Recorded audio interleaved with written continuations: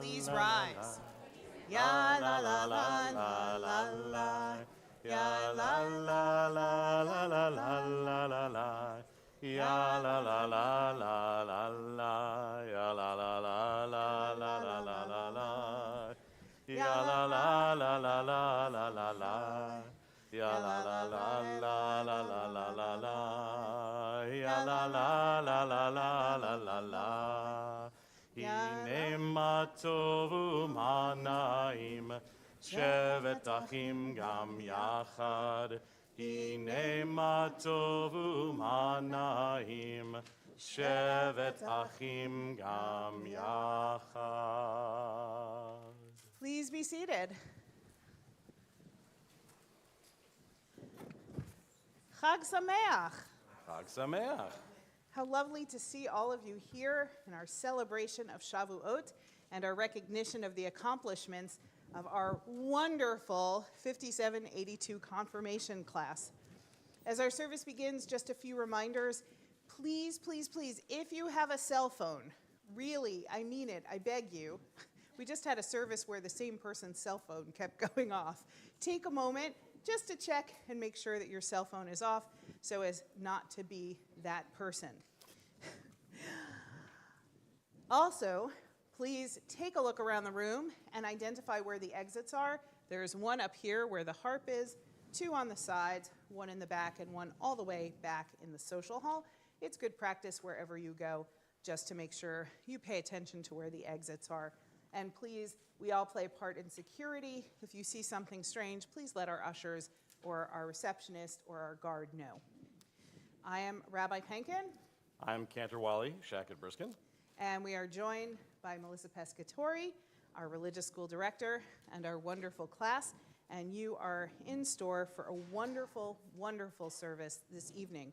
Our students have written the whole service. They will lead us in a Torah reading for Shavuot, and then they will lead us in Havdalah, and then we will go eat and celebrate them, and there will even be Mr. Softy arriving in the parking lot for an extra special sweet addition. Hine ma tovu ma naim, how wonderful it is when we all come together in celebration like this one.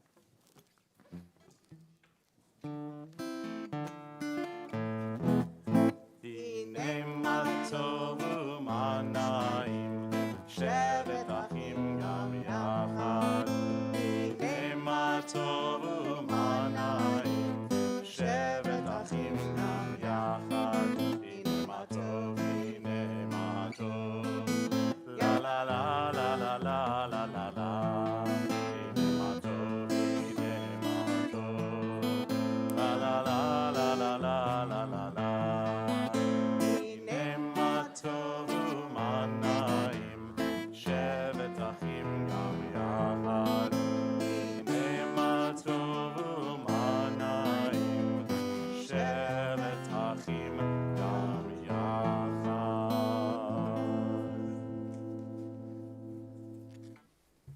Welcome to our confirmation service.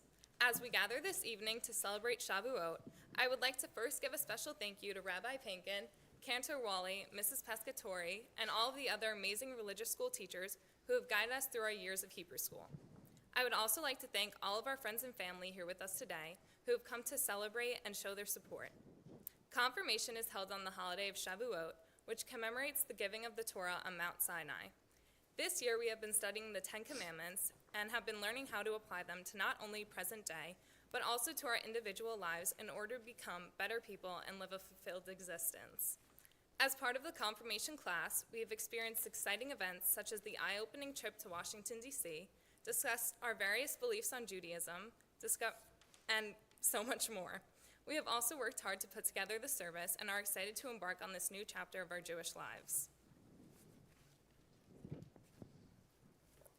We read responsively. Our light is Torah, mitzvot are our lamps. Pleasing are the ways of Torah, and all her paths are peace. Dark and twisting is the road to peace. Happy the generations whose light will guide them to its end. The students of Torah bring peace to the world, as is said. When all your children are taught of Adonai, Great shall be the peace of your children. Judaism has been taught and celebrated for hundreds and thousands of years, and as we grow and learn, we connect through stories and through each other.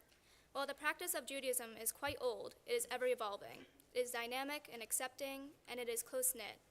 While we learn of our people in earlier times through stories and lessons, and as we come together to heal and celebrate, we explore ways in which Judaism has changed. We celebrated old traditions and created new traditions. We learn from our past to prevent repetition, and we move forward in hopes of keeping Judaism alive. Please rise in body of spirit of the Torah service.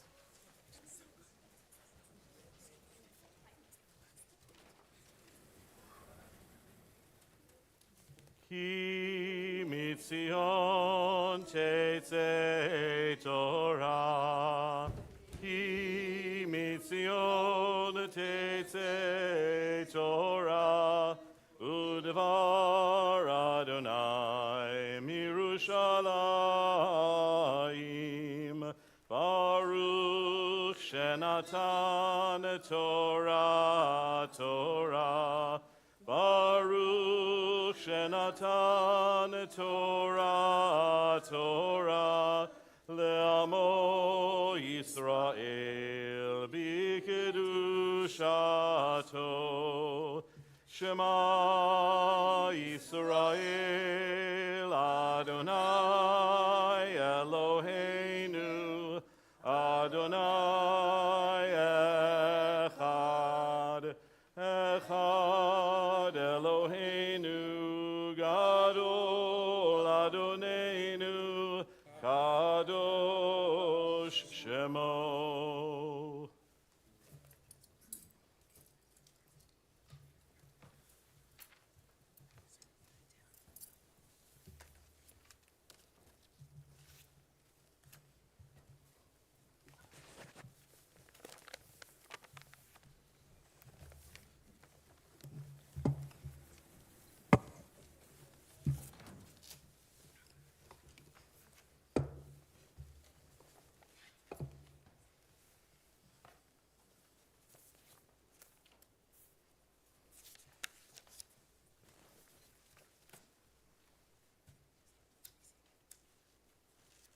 Please be seated.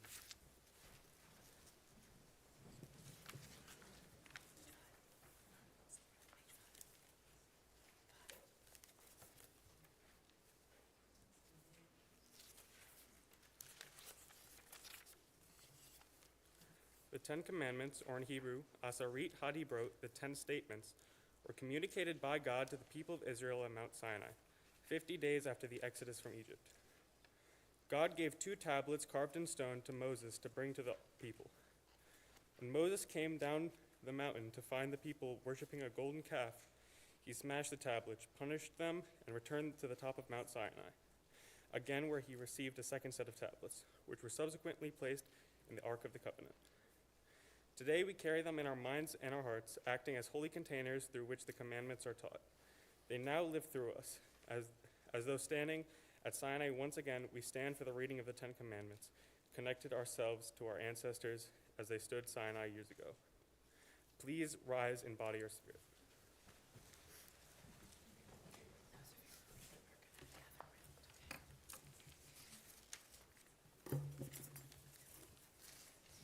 Baruch et Adonai Hamavorah. Baruch Adonai Hamorach Leolam Va'ed. Baruch Adonai Hamavorah Leolam Va'ed. Baruch Atah Adonai Eloheinu Melech Haolam Asher Bahar Banu Mikol Ha'amim V'na'antam Lanu et Torato. Baruch Atah Adonai Notein HaTorah. Amen. Vaidober Elohim et kol hadavarim ha'ele lemor. Anohi Adonai Eloheha asher hotzeitiha mieretz Mitzrayim mi beit avadim.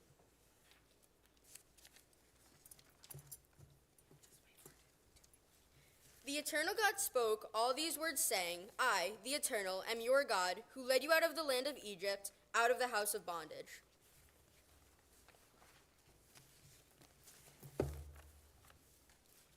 Lo yihi elecha Elohim acherim al panai. Lo ta'as elecha fesel v'chol timuna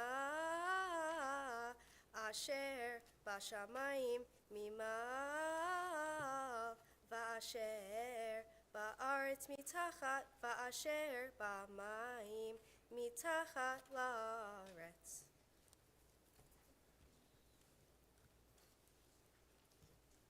V'lo tishahaveh lechem v'lo ha'avehem si anochi Adonai Eloheh el kapo poked havatalo v'chem al shishavim ve'al rohim v'shischa ve'aseh chaseret lechayvim leochem v'lo mitzvotai. You shall have no other gods besides me. You shall not carve for yourself an image, the likeness of anything in the heavens above, or on the earth below, or in the waters under the earth. You shall not worship or serve, for I, your eternal God, am a demanding God, inflicting the sins of the children upon the third and fourth generations of those who hate me. I showed steadfast love to thousands of generations of those who love me and keep my commandments.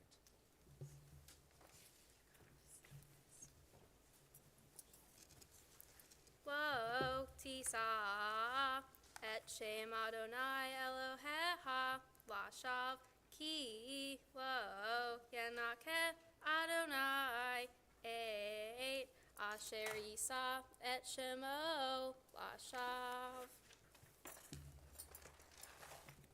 You shall not invoke the name of the eternal your God with malice, for Adonai does not hold guiltness for one who invokes God's name with malice.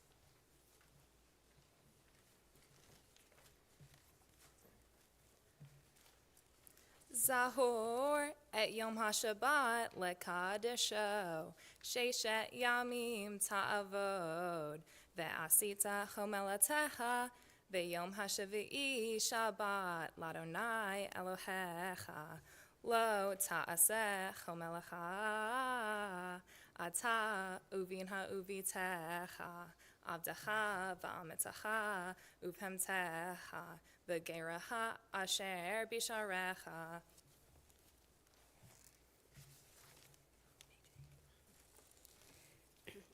Ki sheshet yamim asa Adonai et hashamayim ve'et haaretz et hayam ve'et kol asher bam vayanach bayom hashvi'i al kain beirach Adonai et yom hashabbat vayikadeshehu.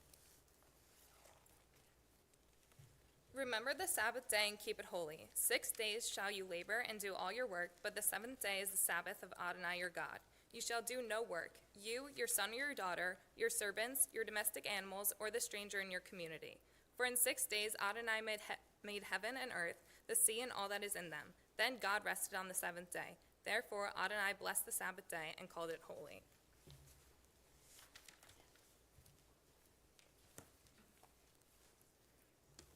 Kabed et avicha v'yatimecha lema'an yarichun yamecha al hadama asher Adonai Elohecha noten lach. Honor your father and mother so that you may long endure in the land of that Adonai your God gives you.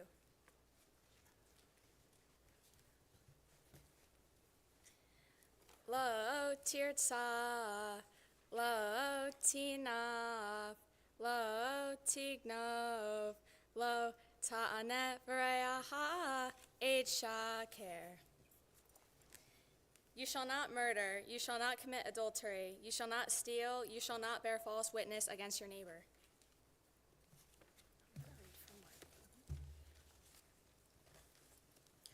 Lo tachmod be'rayacha Lo tachmod eshet rayacha, ve'ado va'amato, ve'shoro v'chamoro, ve'kol asher le'rayacha. You shall not covet your neighbor's house, you shall not covet your neighbor's wife, nor his servants, nor his cattle, nor anything that is your neighbor's. Baruch atah Adonai, Eloheinu melech haolam, asher natan lanu Torah emet, v'hayei olam nata b'toheinu. Baruch atah Adonai, noten haTorah. Amen.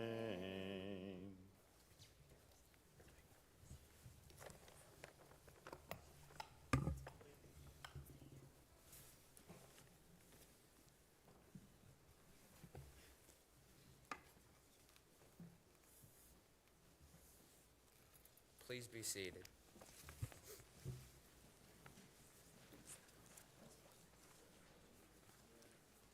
We take a moment in our service to say a prayer for those who are ill and in need of healing.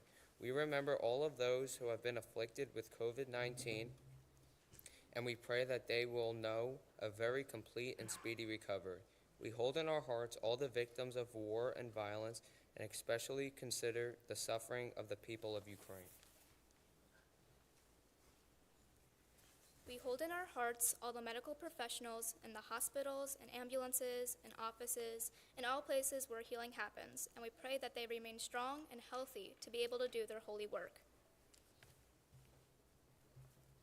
We are grateful for all who have created and are administering vaccines to keep us safe and healthy, and we look forward to the day where we no longer worry that COVID-19 will claim the lives of those we love.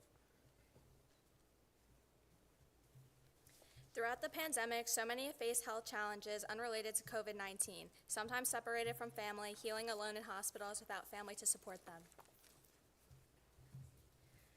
Today, we call to mind all who are in need of healing and wholeness, be it of their body, mind, or spirit. If there are names of people for whom we should pray, we invite you to say their names aloud now.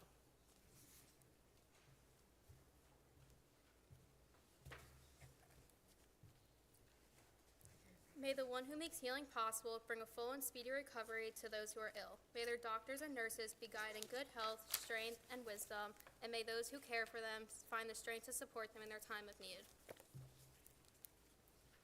We join together in song and prayer, hoping that all who are in need of healing will find a full and speedy recovery.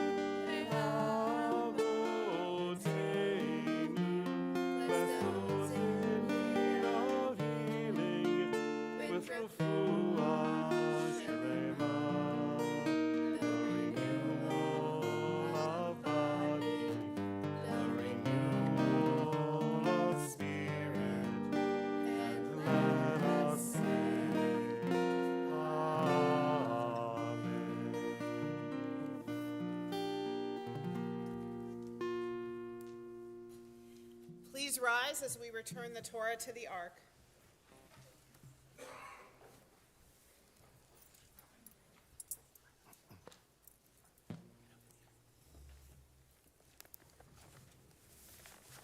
Odo al eretz בשמיים וירם קרן לעמו תהילה לכל חסידיו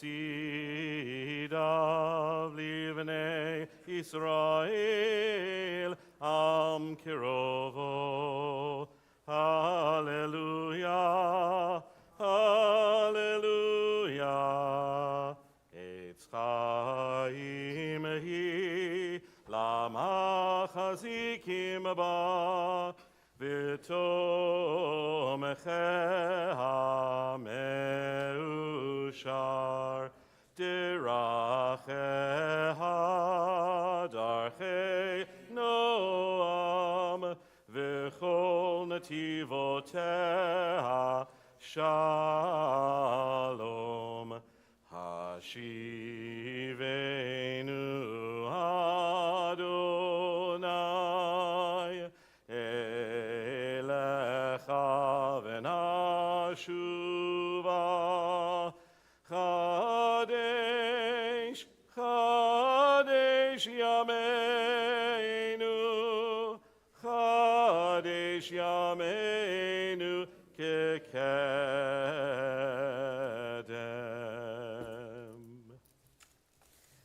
Please be seated.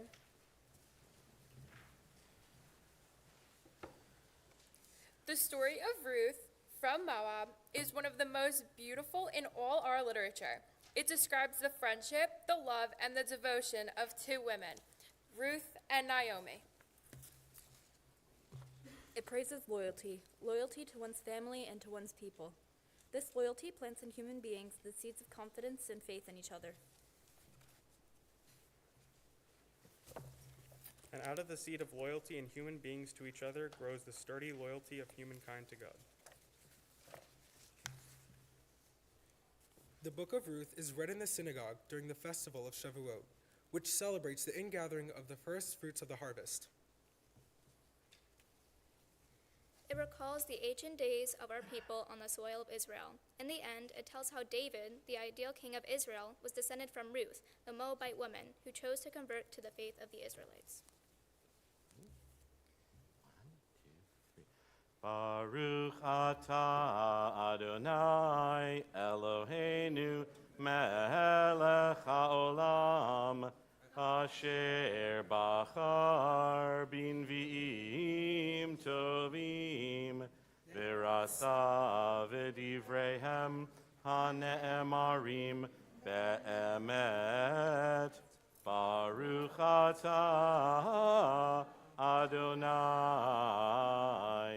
Habocher baTorah uv Moshe avdo uv Yisrael amo uvin v'yei ha'emet v'tzedek.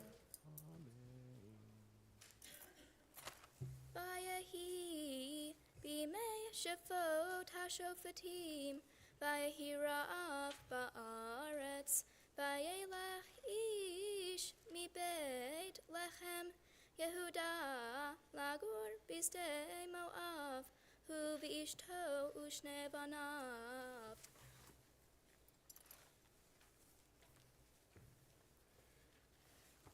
V'shem ha'ish Elimelech v'shem ishto Naomi v'shem shnei banav Machlon Vehilon Ephratim, mi Beit Lehem Yehuda, vayavo'u sedei Moav, vayihu sham.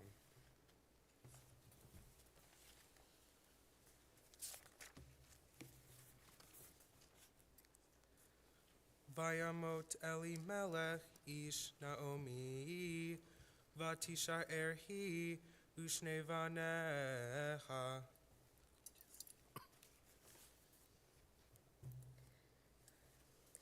Vaisu lahem nashim moaviot shem ha'achat orpa v'shem ha'shenit Rut vayishavu sham ke'eser shanim.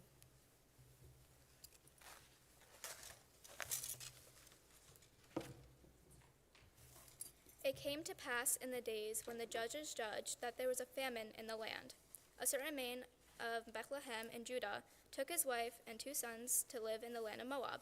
His name was Elimelech, and that of his wife Naomi, and his 2 sons were Machlon and Chilion. After they had lived in Moab for some time, Elimelech died, and Naomi was left without her 2 sons. They married Moabite women named Orpah and Ruth. About 10 years later, Machlon and Chilion both died, and Naomi was left without husband or children. Mourning her 2 children as well as her husband, Naomi set out with her daughters-in-law from the land of Moab to return to Judah, for she had heard that God remembered her people and had given them food. Naomi said to her daughters-in-law, "Go, return each of you to the home of your mother. May the eternal God be kind to you as you have been kind to the dead and me. May God grant that each of you find peace and happiness in the house of a new husband." She kissed them goodbye, but they began to weep aloud to her and said, "No, we will go back with you to your people." Then Naomi said, "Go back, my daughters. Why should you go with me? Can I still have sons who might become your husbands? Go back, my daughters. Go your own way, for I am too old to help you have a husband. No, my daughters, I am sorry for you, for God has afflicted me." They again began to weep. The Orpah kissed her mother-in-law goodbye, but Ruth clung to her.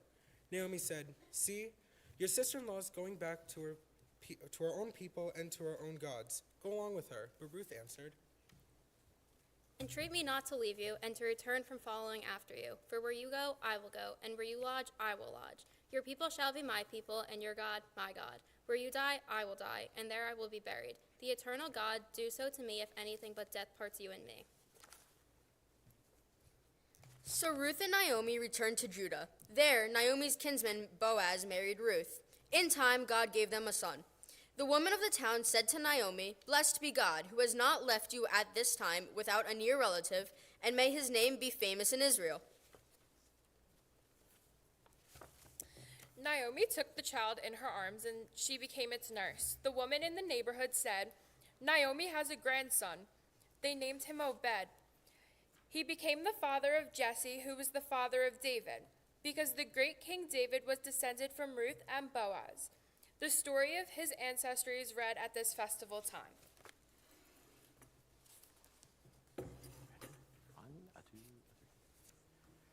Baruch atah Adonai Eloheinu melech haolam tzur kol haolamim tzadik b'chol hadorot ha'el hane'eman ha'omer ve'oseh hamdaber umkayem shekol devarav emet v'tzedek al haTorah ve'al ha'avodah ve'al ha'nevi'im ve'al yom chag ha'shavuot hazeh shenatata lanu Adonai Eloheinu l'sason ul'simcha lechavod ul'tifaret al hakol Adonai Eloheinu Anachnu modim lach, umvarechim otach,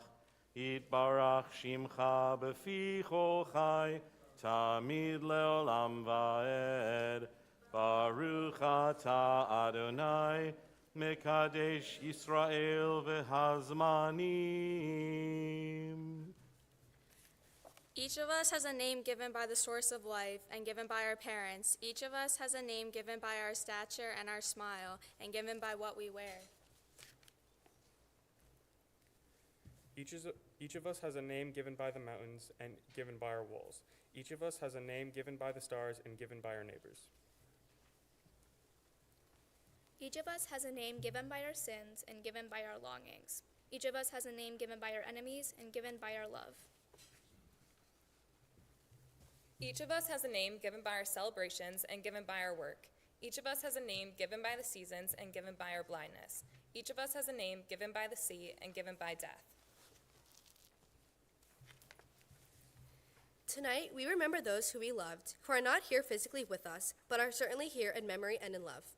We invite you to rise to honor the memory of your loved ones as their names are read.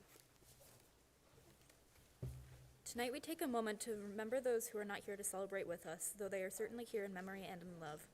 We also remember all those in the United States and around the world whose lives were taken by COVID-19 since March 2020.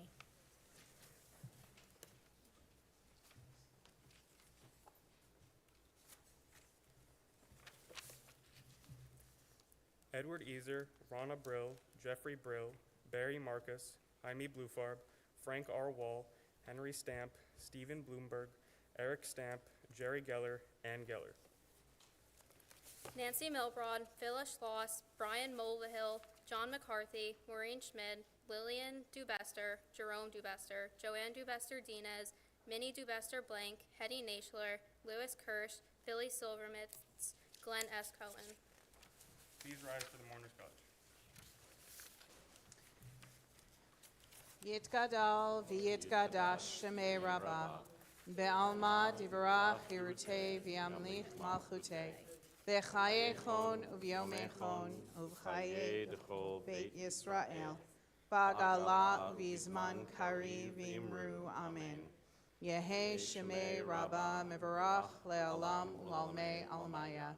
Yitbarach v'yishtabach v'yitpa'ar v'yitromam v'yitnaseh v'yithadar v'yitaleh v'yithalal shemei dekutsha b'richu le'ela min kol birchata v'shirata tushbechata v'nechemata ta'amiran be'alma v'imru amen. Yehe shlama rabba min shamaya v'chayim aleinu ve'al kol Yisrael v'imru amen. Oseh shalom b'mromav, hu ya'aseh shalom, aleinu ve'al kol Yisrael, v'imru, amen. Please be seated.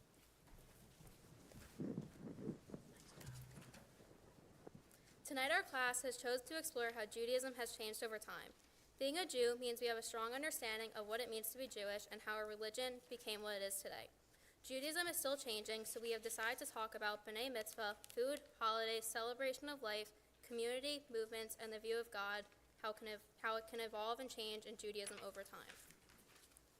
In the Jewish community, a bat mitzvah is a ceremony commemorating a girl's transition into maturity.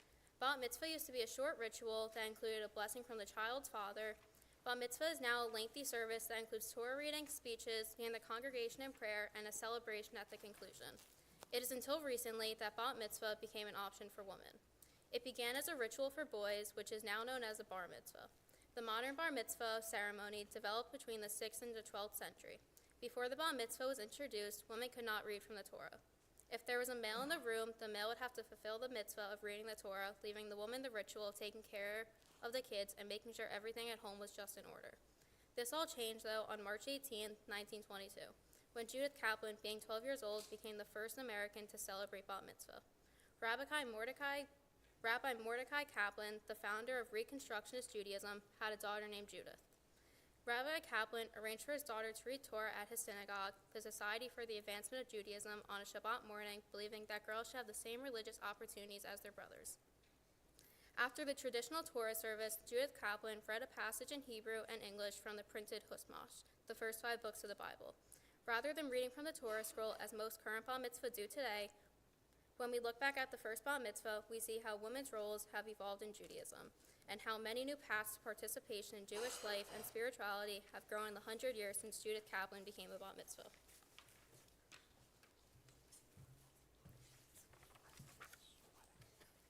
This year marks the 50th anniversary of Rabbi Sally Priestson's graduation from the Hebrew Union College Institute of Religion's Rabbinical School.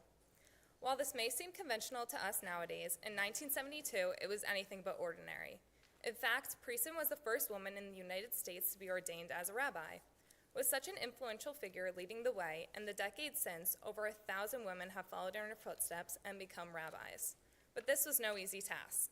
Women in the Jewish workplace have faced a unique set of challenges, with their authenticity and authority being called into doubt. And yet, over these crucial 50 years, female leaders have continued to emerge, enhance, and strengthen the Jewish community. For as long as I can remember, Shari Emmeth has been a part of my life and who I am. Early on, as I attended preschool here, my Jewish education started. And from my very first day of school, Rabbi Pinkin has shaped my entire religious experience. Her wisdom and knowledge have taught and guided me since the age of 2, so it never occurred to me that having a female religious leader was anything unusual. It's even more unbelievable to think of a time period where a female rabbi wasn't accepted. But as I reflect upon the past, I think about how lucky I am to live in this part of the world, and during this time period where women have the opportunity to choose what they want to be and make their own way in society. Being surrounded by so many powerful females, especially in the Shariamith family, it's difficult to remember that people don't have the same freedoms everywhere. But as I continue to grow and take my place in the Jewish community, individuals such as my mom, Rabbi Pankin, Mrs. Pescatori, and so many others give me hope for whatever I choose to pursue in life. Engraving in my mind, like Sally Priestson did for aspiring female rabbis so long ago, that there are no limitations on my capabilities and what I can accomplish.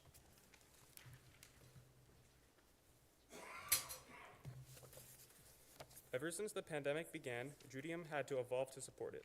Before the pandemic, enjoying temple services was exclusive to the temple building itself.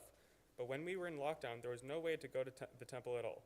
After a few weeks, Zoom services and live stream prayer were in, allowing anybody to go to temple.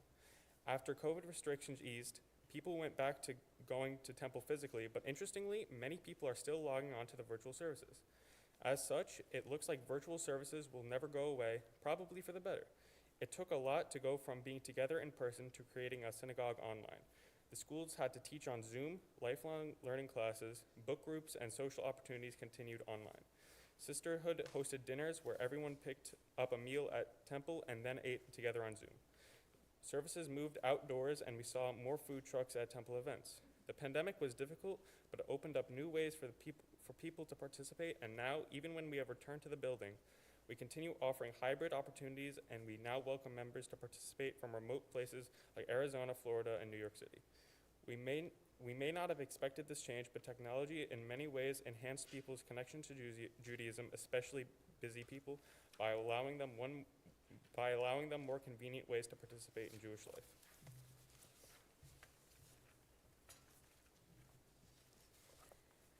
Throughout time, the way God has been looked at or interpreted in Judaism has changed drastically. Specifically, over time, the gender associated with God has changed. Originally, God had been defined as a he. When speaking about God, it was common to hear people use he pronouns in reference to God because that is what was set in everyone's mind. God must be male. However, Reformed Judaism describes God as ungendered due to the fact that no one really knows what or who God is. Reformed Judaism is committed to gender inclusion and encourages people to choose how we refer to God, rather than imposing a male pronoun, a practice that continues to be embraced by the conservative and Orthodox movements. In addition, the way that we have understood God has changed. In Reformed Judaism nowadays, we are encouraged to interpret God in whatever way we desire and focus on our own relationship with God. Whether we believe in God as someone who looks out for us, a spiritual guide, or just a figure, that is for us to figure out. God does not have to be a savior, per se, rather more of whatever you want God to be.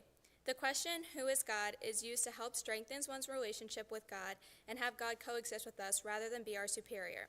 When I think about how I was raised in relation to how others before me were raised, I am so glad that I grew up with the knowledge that I have. I feel that leaving myself open to my own interpretation of God helped to strengthen my belief in my religion and my connection with Judaism itself.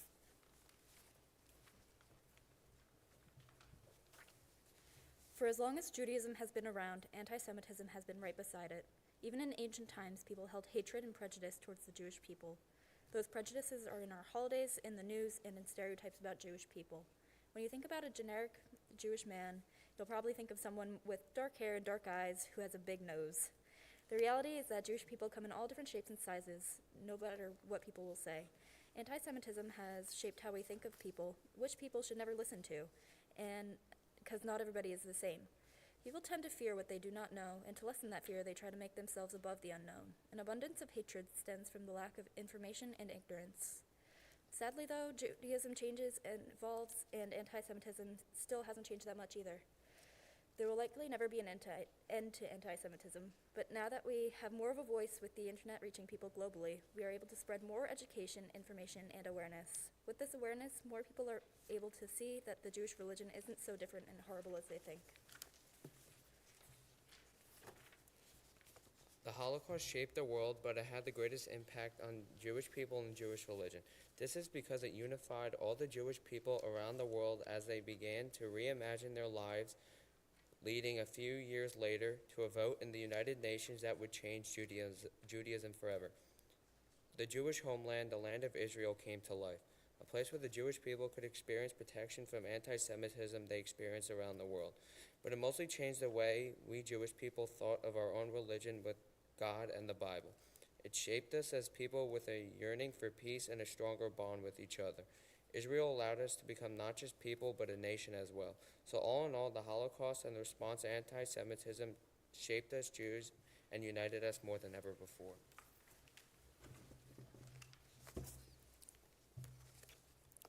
The country of Israel, also known as the Holy Land, has not always been the same as it is today.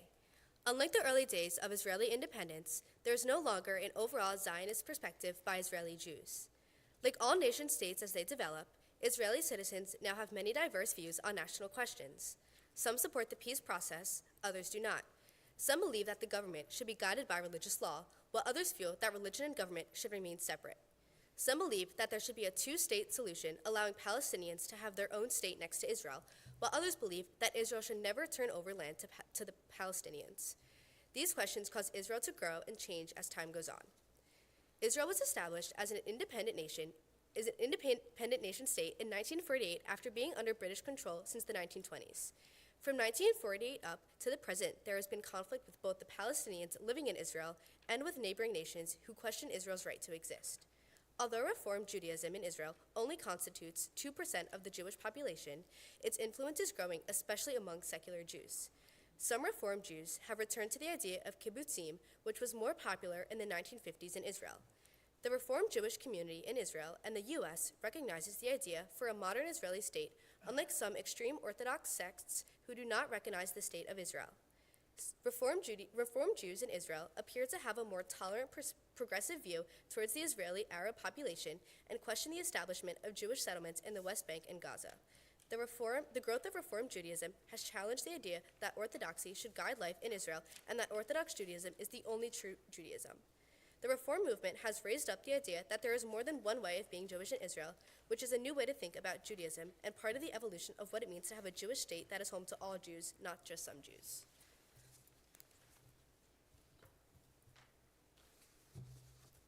For me, the temple has always been a very important piece of my life. I've been a part of the community since I was born, and I've always been welcomed in open arms by everyone. I was named here, went to preschool and kindergarten here, and Hebrew school up until now. As I've grown, I've discovered myself more, and I've become closer with my friends and family, and I've grown to understand the importance of my community and what it means to be Jewish for me. I've also learned who I am, and a part of that was learning I was gay. To me, that was a very strange thing to adjust to, since I didn't really know how people would react. However, I've been able to accept myself and be okay with who I am. In the world itself, having a tolerance for us is something that people aren't able to do quite easily. Gay people have faced many saddening situations, and even recently, there have been people who have been violent to gay people. So, as someone as a part of the LGBTQ+ community and is also Jewish, how does this affect my views on Judaism?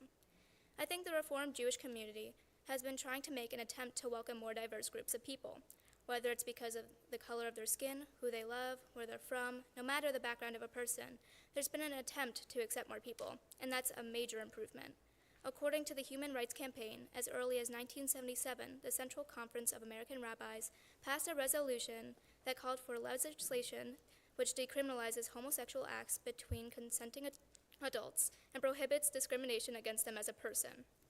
It's hard to have an exact answer for whether all Jews are accepting or at least tolerate diversity nowadays. But as times have changed, in general, there's been more tolerance. My hope is that future generations will be comfortable celebrating their religion while feeling comfortable and open as themselves. My Jewish experience has been extremely fortunate, and while I can't say that's true for a lot of people, in time, I think Jews and in Judaism, people will learn to tolerate and hopefully accept people of different sexual orientations, gender identities, skin color, disabilities, and well, the list goes on. I'm not trying to force everyone to love and accept me, but tolerate me and tolerate people for being themselves. As Jews, we learn that community is important, so let's learn to love our entire community and accept diversity.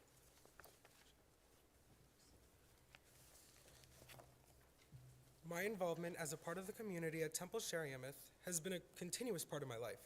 Over time, Judaism, especially Jewish communities, have changed through unity. Going to Hebrew school every Tuesday night, seeing my friends at the temple, going on big trips to New York City and Washington, D.C., and even going to Friday night services are ways that I can connect and unify with my peers. There's a story that I always love hearing on Friday night Shabbat services. It's called Capturing the Moon, and it goes something like this. The people of Helm loved the moon so much. They would always stare at it and create a sense of happiness through the town. But they would become sad when it suddenly disappeared. One day, someone thought of a great idea to capture the moon, and so all of the people came together to try and capture the moon. They made a giant bowl and brought enough soup to fill it. Their idea was that they would have the moon's light reflect onto the bowl of soup and capture it sneakily. After capturing it, they all cheered victoriously. The next night, when the moon rose back up to the sky, everyone was confused on how the moon was back up in the sky. They thought that someone had stolen it, and so they interrogated everyone, asking where they were the day after capturing the moon. No one had spoken up about capturing it until the rabbi came forward and said, "It was I." When everyone asked why he did it, he said that there are things that we have to enjoy and share, like soup. And so it became a tradition to share soups on nights when the moon did not shine. Even though the people weren't able to capture the moon that they loved to stare at, they were able to come together and create a new tradition of unity and share soup together on gloomy nights. As a community, we come together and share our happiness, our grief, and we create a sense of closeness within the walls of this temple. Over the years, Jewish wedding rituals have evolved in numerous ways and for the better. In the past, Jewish brides didn't have much of a role in their wedding ceremony. Fathers would arrange the match without giving the brides much of a say. A father was also more concerned about the marriage of his sons rather than his daughters. This is due to the father receiving a dowry for his daughter, yet for his son he must give a dowry to the prospective father-in-law. Fortunately, today women are treated as equals and aren't forced into arranged marriages.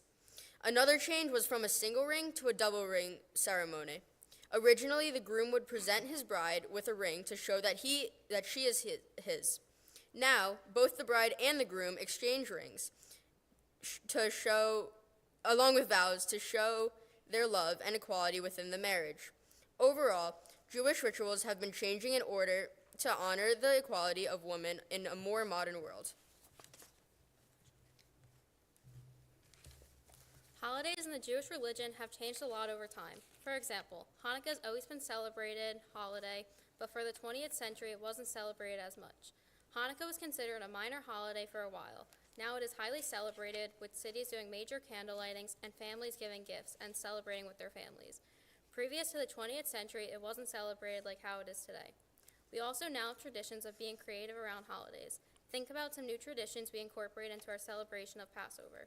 People act out the stories, play games around the Seder table, sing modern funny songs, show videos, and place symbolic items on the Seder plate like oranges or tofu to get us asking questions and engaging in the Seder.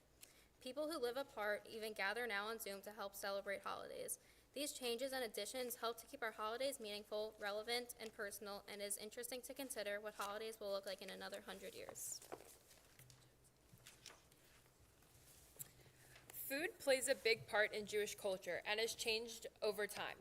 This gets people together to communicate about what matters in life. Jewish people like to eat food. There are food traditions that change over time through family recipes. In my personal experience, there's been a noodle kugel recipe in my family for over 75 years. This recipe was passed down from my great-great-grandmother to me, and to all in between generations. The recipe has changed through the different generations. My great-grandma had to make every part of the recipe from scratch. My grandma could buy the noodles from the store, and now my mom can simply buy the noodle kugel pre-made in the store. Each generation adds their own food traditions, and those change based on location and local customs. Food is often really important, because it brings people together, and is a huge part of Jewish culture that continues to evolve throughout different generations. Overall, Judaism has changed over time. Our community, life cycle celebrations, our sense of tolerance, or our views of God is refined by every generation. Combined, these areas of Jewish life show the idea that if Judaism didn't have the ability to change, it wouldn't have the ability to be as relevant and meaningful in our lives today.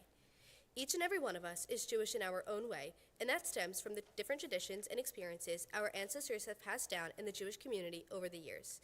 Being Jewish is a gift, and it is even more rewarding that we get to celebrate and observe Judaism in the way we choose. Havdalah is a ritual that helps us to mark the ending of Shabbat and the beginning of a new week. We use wine, spices, and a multi-wick candle to make that ending sweeter.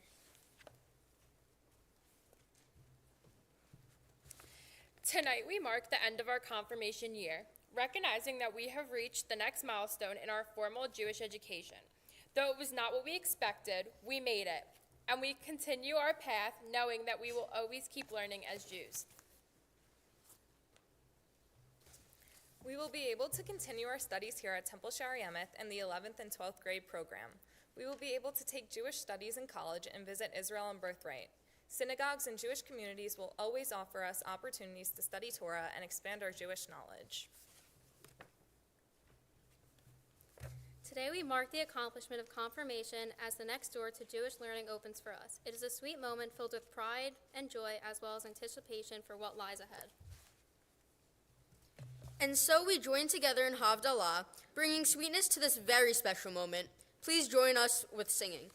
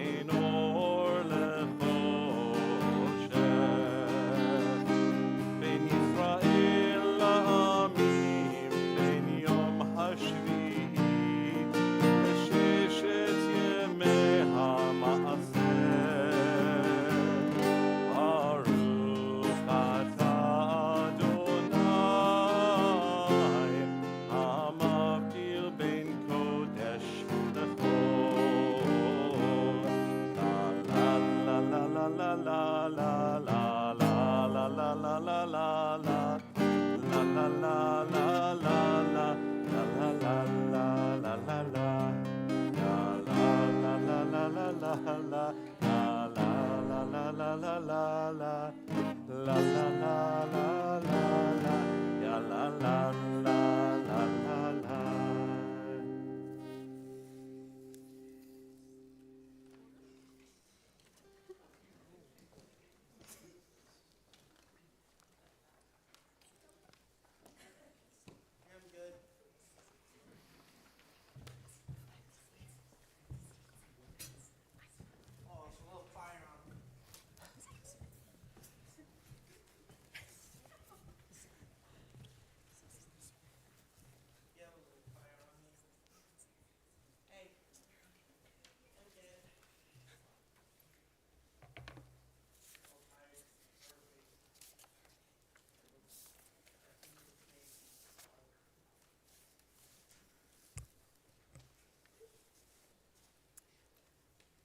I'm looking for tissues, and I'm nervous, so someone will bring me tissues if I need them.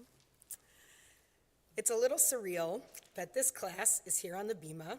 Thank you, she knows. I know. It's a little surreal that this class is here on the bima celebrating confirmation, because it seems like only yesterday that I was teaching many of them in 3rd grade, guiding them through their first experiences in religious school.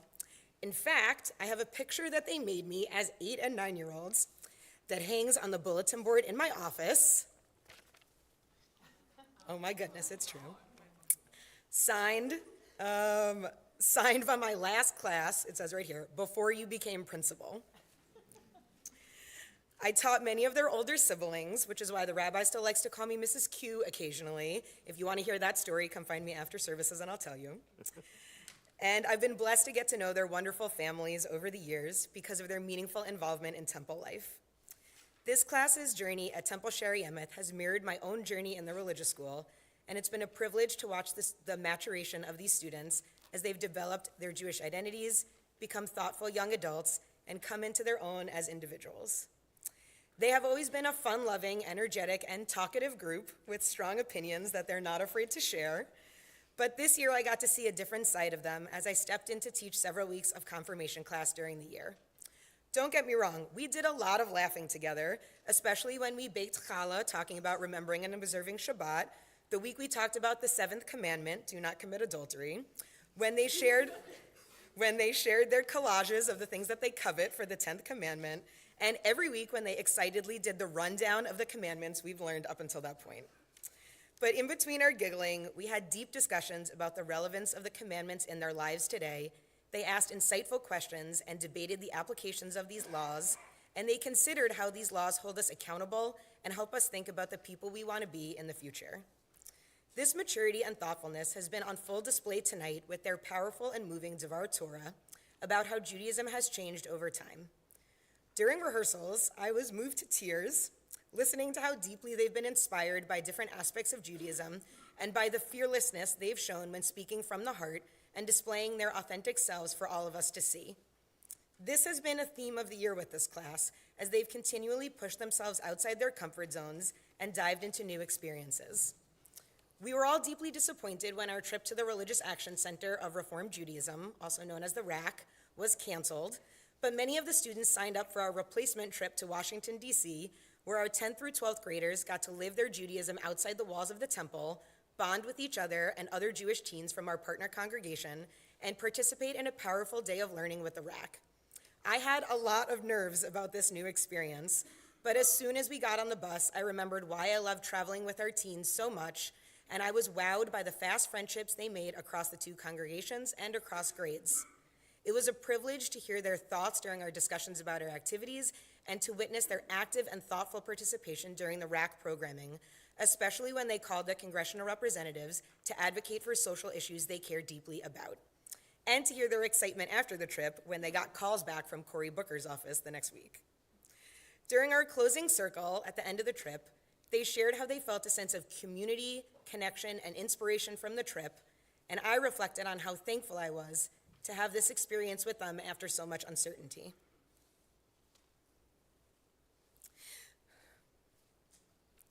One of my favorite quotes from the Talmud is from Rabbi Hanina, who said, "I have learned much from my teachers, more from my colleagues, and the most from my students." I can think of no better quote to encapsulate my experience with this class this year. Thank you for teaching me what bravery looks like, what it means to stand up for your beliefs, and how to be resilient in the face of challenging circumstances. All of you pushed me to think outside the box and be creative and flexible in dealing with new and different situations. You taught me about how to be inclusive and create welcoming spaces, how to continually have an open heart and an open mind, and how to live your truth with courage and conviction. As you come to the end of your formal Jewish education, I know you will continue to grow into these qualities that you've displayed this year, and please continue to share them with the world. You are each capable of doing incredible things, and I have witnessed firsthand the amazing power you have when you put your minds to something. You will be the people who continue to change Judaism and the world for the better in the future, and I am excited to see where you take us. This was not an easy year, but this group was my refuge every week, and I always looked forward to Tuesday nights when we could be together to support each other and learn together. I knew I would end class with a smile on my face and a new perspective on something. Thank you for a wonderful year of studying together, laughing together, and letting me be a part of your Jewish journey. On behalf of the Sisterhood, Men's Club, and the Temple, I'm pleased to present you today with some gifts, which are waiting for you in the back of the social hall. There's a mezuzah, a menorah, and a tzedakah box for you to continue celebrating Jewishly at home. I also want to thank this class for making a generous donation to the religious school, which I'll let them tell you about in a little bit. The next generation of religious school students will greatly benefit from this gift, so you have my heartfelt thanks and appreciation.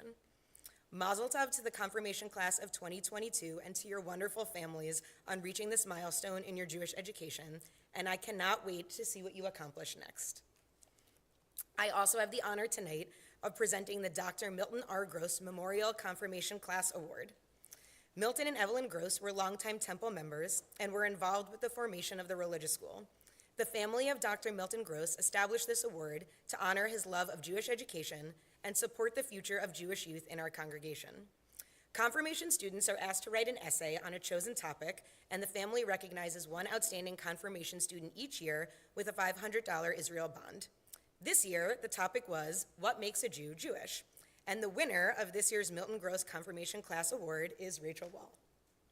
Rachel, come join me over here. Rachel's incredible essay can be found at the end of your service packet, and I encourage you to read it to be inspired by our Jewish youth like I constantly am. Rachel, I am proud to present you with an Israel bond, and your name has been added to this plaque that hangs outside my office, so you'll be there all the time, which is great. So you can hang on to that right now. Okay. Congratulations. Mazel tov, Rachel, and mazel tov to the whole confirmation class of 2022.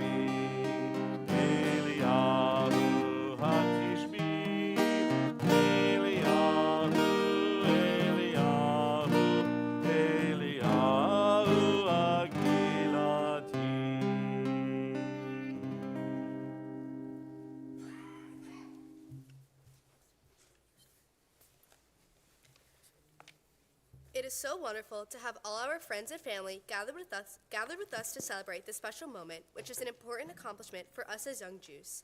This year, we have gathered each Tuesday to eat pizza with our friends and then meet with our teachers to study the 10 Commandments in order to understand why they remain important today. We learned about Shavuot and the Book of Ruth. We took a trip to Washington, D.C., and worked to create this service, which we led tonight. It was not a normal year due to COVID and other things, and we thank Melissa Pescatori for stepping in and to not only teach us, but also offer a trip to D.C. after the RAC trip was canceled. Our class is proud to present a special gift to the temple. During the pandemic, we have seen the importance of technology, and we have decided to donate 2 televisions that will be placed in the religious school classrooms, allowing the temple to use even more technology in the schools. We hope we leave our mark on the temple by leading and teaching tonight, and we are happy to know that our names will now be forever a part of the confirmation book that has the names of every confirmand since the first confirmation in 1971. It is our pleasure now to pass this book to the next generation of confirmands, and we hope you have as good of a year as we have had. We would like to invite the 9th graders to come join us on the bima and as we pass you this book.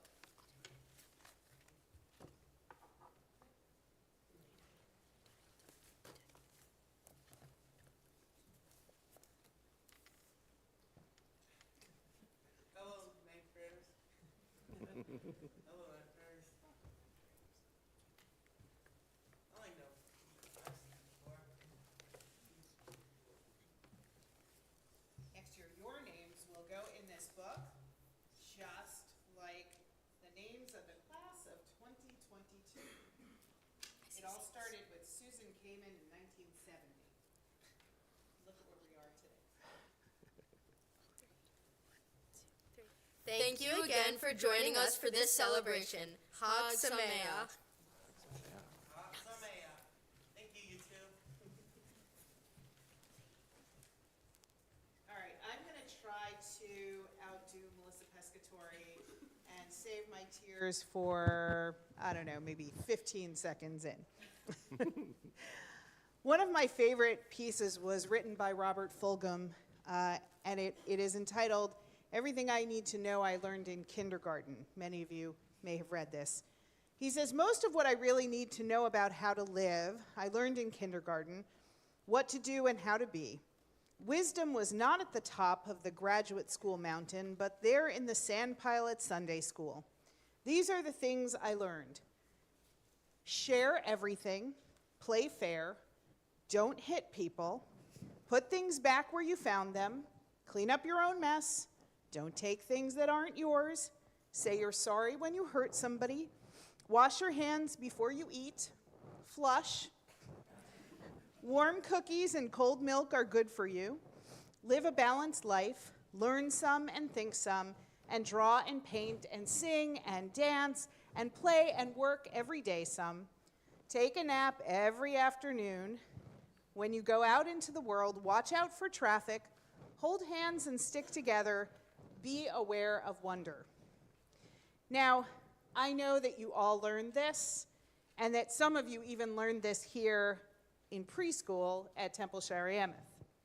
But I was wondering, though, what is it that you learned in religious school? What did you learn at Temple? And I think that it would go something like this.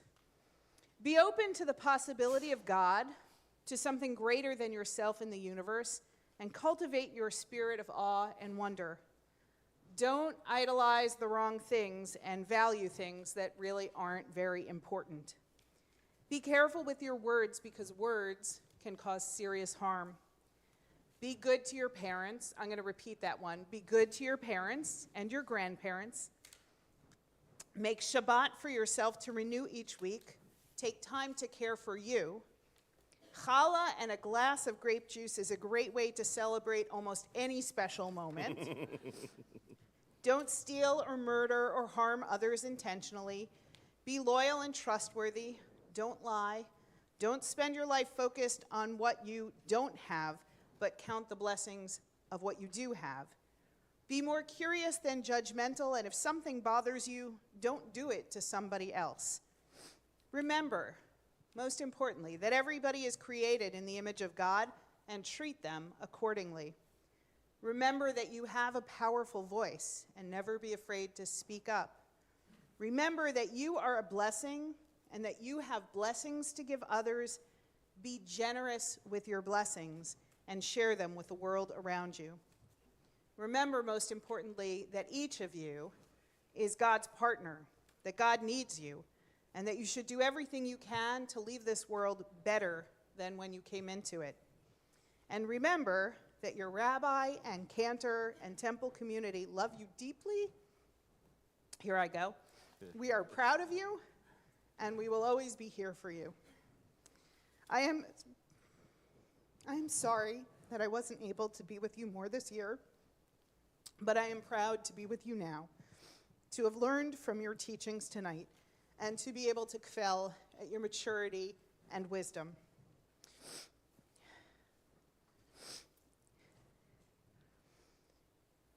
I'm missing a page.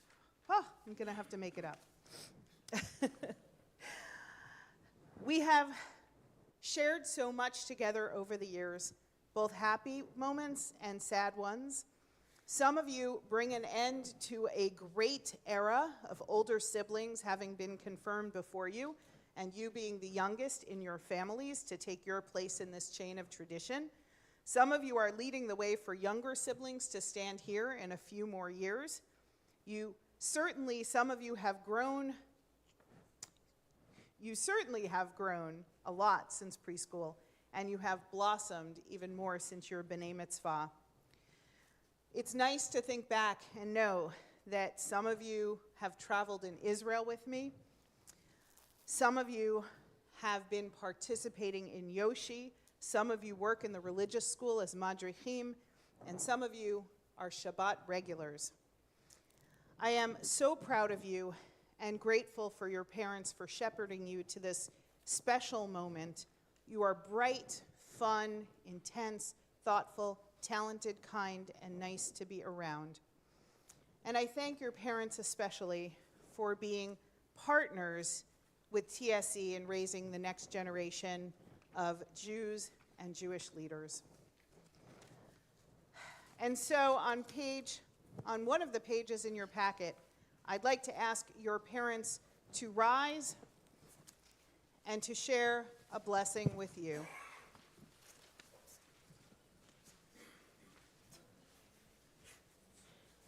We'll read together. The days come and go, imperceptibly our lives change. We grow older and hardly aware of it. Our children grow up and we hardly notice. Then suddenly we come to this time and we realize that our children are children no longer. They have become young people, ready to take their first step into adulthood. We are grateful that we have been able to bring them this far. We are thankful for strength to cope with the stresses and responsibilities of rearing them. And we give thanks for the pleasure and pride we have in them. Now we realize they are children no longer. Only another 2 years, and they will begin to go from our homes to find their own way in the world. We ask ourselves, have we truly prepared for this?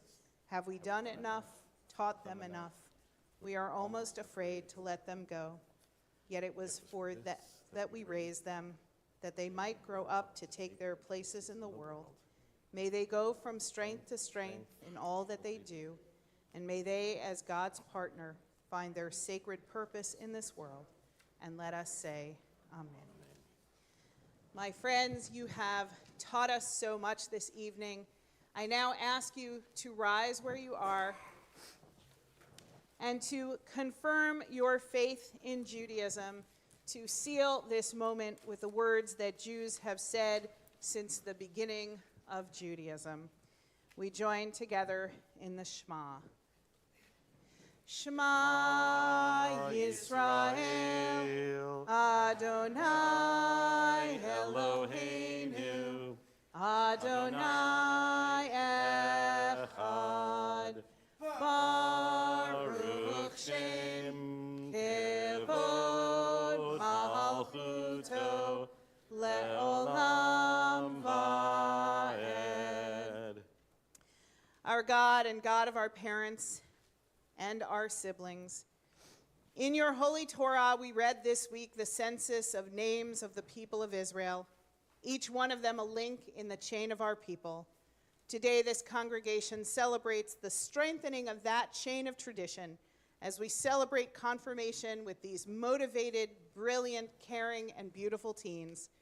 They have worked hard. They have reached into the wells of our Jewish tradition for guidance and knowledge. They've been built up and have built this congregation.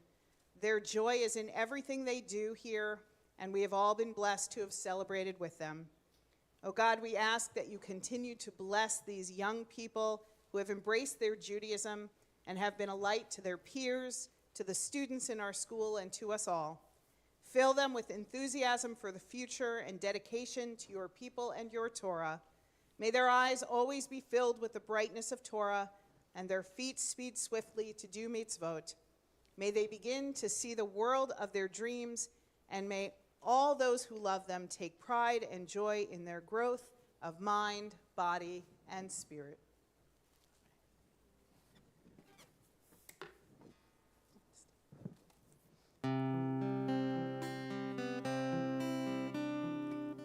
Yevarechecha Adonai v'yishmerecha. May God bless you and keep you. Ya'er Adonai panav elecha v'chuneka. May God's countenance shine on you and be gracious to you. Yisa Adonai panav elecha v'yasem lecha shalom. May God always be with you as you make your way in your journey in life. And may all of you grow very, very old together with your loved ones in a world filled only with peace. And let us all say, and we never let a special moment go by without singing Shehechianu, the prayer that thanks God for giving us life, for keeping us alive, and bringing us to this moment. Baruch atah Adonai Eloheinu melech haolam shehechianu v'kiyamanu v'higiyanu hazman hazeh. Baruch atah Adonai Eloheinu melech haolam shehechianu v'kiyamanu v'higiyanu hazman hazeh.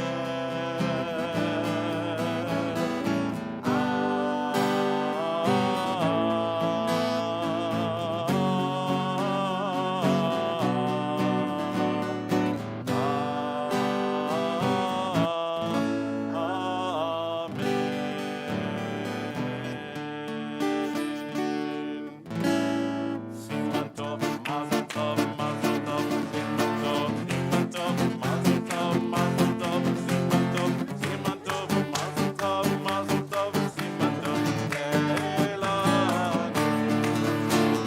Yehelanu, yehelanu, ulecho Yisrael.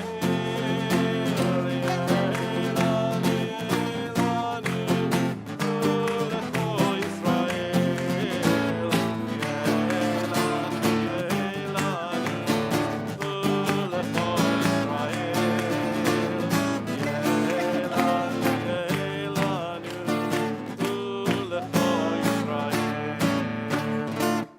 We invite you for a celebratory dinner. Please join us in the social hall.